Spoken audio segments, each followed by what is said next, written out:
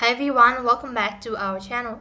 In this video, I'm going to let you know what you should be doing if you see unauthorized transactions on your Commonwealth credit card. So in that case, what you can do is open up a browser and on the web address bar type in www.commonbank.com.au/support security unauthorized.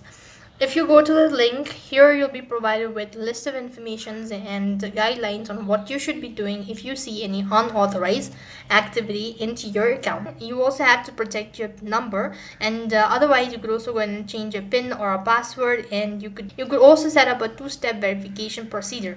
Likewise, you could go ahead and call the customer care immediately. So your card, device, client number, PIN, all of that, they can access through this method. So you could just go ahead and inform them and you should be able to fix it.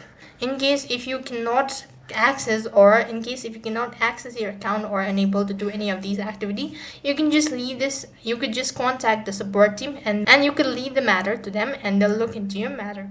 So this is what you should be doing if you see any unauthorized activity into your credit card.